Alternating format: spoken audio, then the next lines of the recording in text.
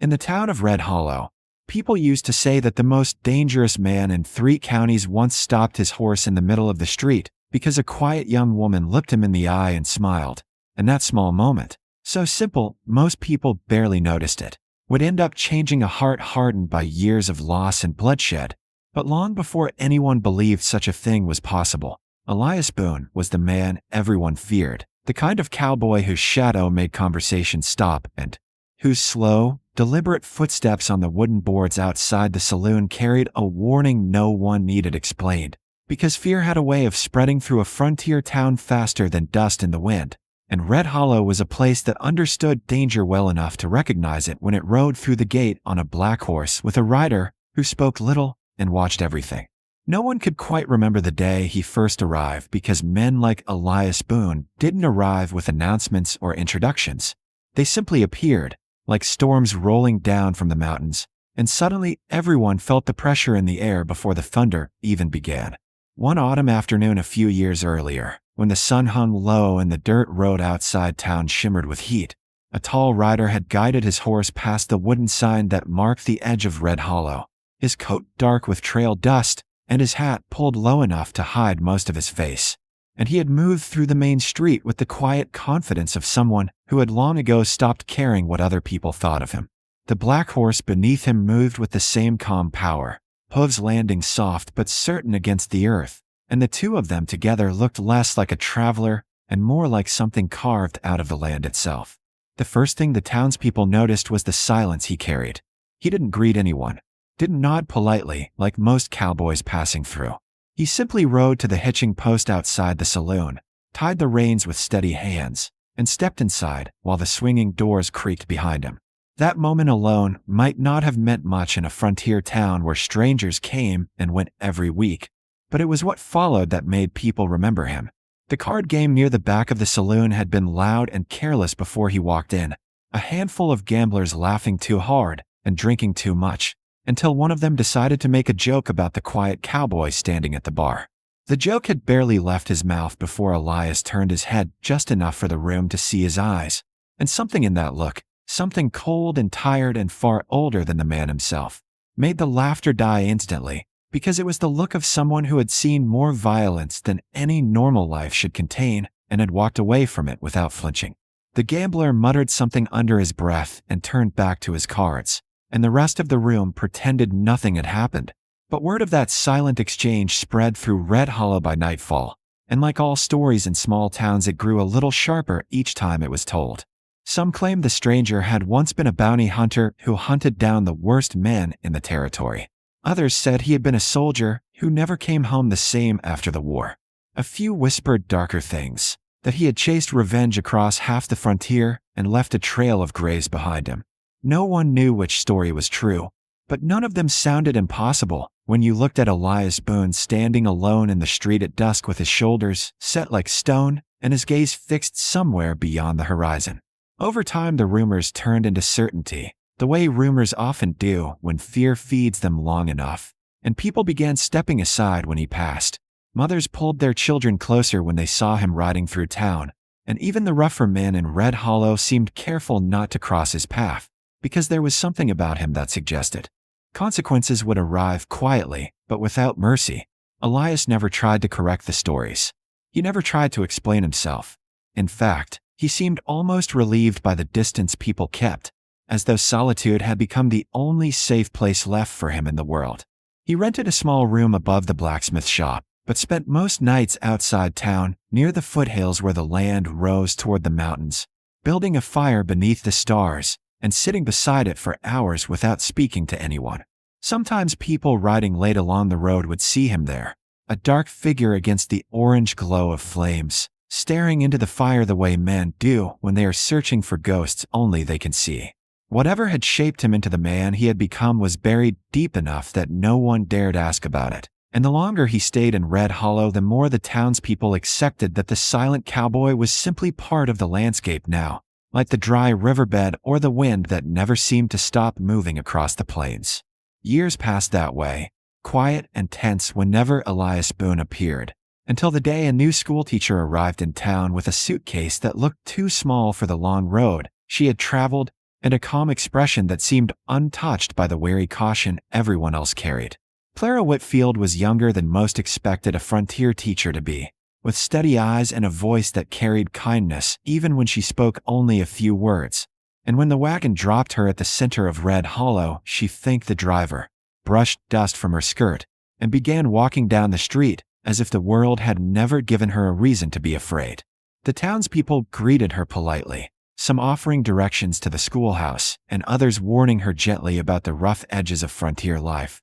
But none of them realized they were about to witness the beginning of something none of their whispered stories had predicted, because as Clara stepped onto the wooden walkway outside the general store, she noticed a tall man sitting alone near the hitching rail, his black horse standing patiently beside him and his hat shadowing his face. Anyone else would have recognized him instantly and chosen another path. Anyone else would have lowered their gaze and walked quickly past. But Clara Whitfield paused for only a moment, studying the quiet cowboy with the simple curiosity of someone who had not yet learned the town's unwritten rules. And then she walked straight toward him with the same calm confidence she had carried since arriving in Red Hollow. The wind pushed a swirl of dust across the street as she approached, and Elias Boone lifted his head slowly, his eyes narrowing slightly, as if he were trying to understand why this stranger was not turning away like everyone else. For a long second the two of them simply looked at each other, the feared cowboy and the woman who had no idea she was standing in front of the most intimidating man in the county. And in that brief, fragile silence something shifted in a way neither of them could yet name. Then Clara smiled, not cautiously, not nervously, but with simple warmth, and asked if he knew where she could find the town well. And that small question, carried on a voice that held no fear at all, was the first crack in the walls Elias Boone had built around his heart since the day the world had taken everything from him. He had spent years making sure no one came close enough to see the man behind the silence. Yet the strange thing about Clara Whitfield was that she never seemed to notice the walls Elias Boone had built around himself. And little by little her calm presence began to change the way the town saw the cowboy everyone once feared. In Red Hollow, people still stepped aside when he rode through the street, but they also started noticing things that did not match the stories whispered about him. They saw him repair a loose fence outside the church without asking for payment. They saw him lift a broken wagon wheel in front of the schoolhouse, while children watched through the windows with wide, curious eyes. They saw him leave sacks of grain at a widow's door before sunrise and disappear before she could thank him. None of these things were loud acts of kindness. Elias did not announce them, and he certainly did not linger afterward. But the town noticed because small places always notice quiet changes first. And whenever Clara Whitfield appeared nearby, the change became even clearer, because she spoke to Elias Boone as if he were simply another man passing through town, not a legend wrapped in old rumors and shadow. Their conversations were simple in the beginning. Clara might ask about the weather rolling down from the mountains, or whether the trails beyond the ridge were safe for travel, and Elias would answer with only a few words, his voice low and careful, as though he had forgotten how ordinary conversation worked. But Clara never seemed bothered by his silence. She simply continued talking about her students at the schoolhouse, about the small victories that made teaching worth the struggle, about the children who were learning to read their first sentences or write their names for the first time. Elias listened more than he spoke, though the quiet pride in her voice stirred something unfamiliar inside him, because it reminded him of a life that once felt possible before grief carved it away. The townspeople watched this slow shift with cautious curiosity. The same man who once sat alone outside the saloon now sometimes lingered near the general store when Clara was there. The same rider who had once seemed carved from stone now nodded politely to passing neighbors. Fear had not vanished entirely, but it had begun to soften around the edges, like winter snow melting under early spring sunlight. One evening Clara found Elias sitting outside town near the ridge where he often built a small fire and watched the valley below fade into darkness. She approached without hesitation, the way she always did, and sat beside the fire as though the quiet space belonged to both of them. For a long time neither of them spoke, the flames crackling softly while the wind moved across the hills. Then Clara asked a question no one in Red Hollow had ever dared to ask. She asked why he always seemed so alone. Elias did not answer right away because some stories feel heavier the moment they reach the edge of being spoken. But eventually the words came slowly, carried on a voice that had spent years buried beneath silence.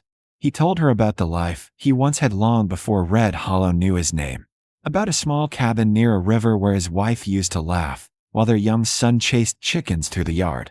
About the day he rode away for a cattle drive believing he would return to that same peaceful life.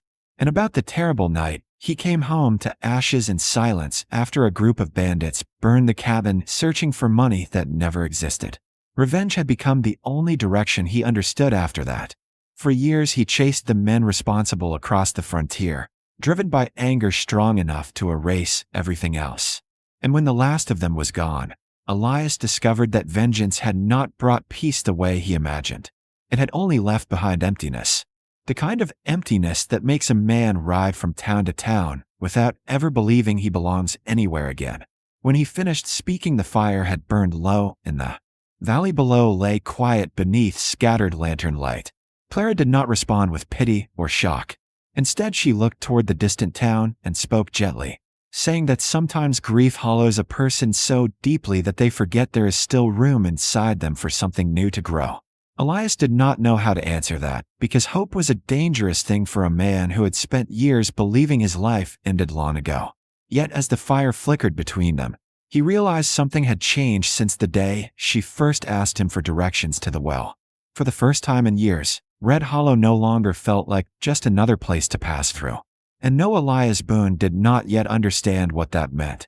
The quiet warmth growing inside him was beginning to reshape the man everyone once feared, preparing him for the moment when the fragile peace Clara had awakened would soon be tested by a danger riding toward the town, a danger that would force him to decide whether the heart he believed was lost forever was strong enough to protect the people who had slowly become his home. The moment that finally changed everything in Red Hollow came on a dry evening when 3 rough riders pushed their way into town looking for easy trouble. The kind of men who believed quiet places were the safest to bully because decent people usually chose peace over conflict. They rode slowly down the main street, knocking over a barrel outside the general store and laughing as townsfolk hurried indoors, certain no one would stand against them. Most of Red Hollow had seen violence before and knew how quickly it could swallow a town whole, so doors closed and curtains shifted as people watched from the shadows. But one place remained open, the small schoolhouse where Clara Whitfield was still finishing her lessons with a few children whose parents worked late at the mill. When the riders noticed the light in the window, their laughter grew louder as they stepped toward the building, unaware that word of their arrival had already reached the man who once carried a reputation darker than their own. Elias Boone heard about the trouble from the blacksmith and said nothing at first, only rising slowly and tightening the strap on his saddle before riding toward town with the same calm determination that had once made people step aside in fear. The difference now was the reason behind that calm. When he entered the street, the riders turned to face him, their arrogance fading slightly as they recognized the quiet cowboy whose name had traveled farther than Red Hollow itself. No shouting followed, no dramatic threats. Only a long silence as Elias looked from one man to the next with the steady gaze of someone who had faced far worse than them and survived. The message was clear enough that even reckless men understood it. Whatever they hoped to find in Red Hollow was no longer worth the risk. Within minutes the riders backed away, mounting their horses and disappearing down the road in a cloud of dust that slowly settled over the quiet town. One by one the doors reopened, and people stepped outside to see Elias standing alone in the fading light, the same man they had feared for years now acting as the shield that protected them. When Clara walked out of the schoolhouse and saw him there, she smiled the same warm smile she had offered on the day they first met, and for the first time anyone could remember, Elias Boone smiled back, small and quiet but real. In that moment the town understood something they had missed all along, that the cowboy they once feared had never truly been a monster, only a man carrying grief too heavy to share, and it had taken the simple courage of one woman's kindness to remind him that even the most wounded heart can still choose to stand for something good. From that day forward, Elias Boone no longer rode through Red Hollow as a stranger passing by. He stayed, not because the past had stopped hurting, but because Clara Whitfield had shown him that a life built on protection and quiet loyalty was still possible, and the man everyone once feared became the man the town trusted most.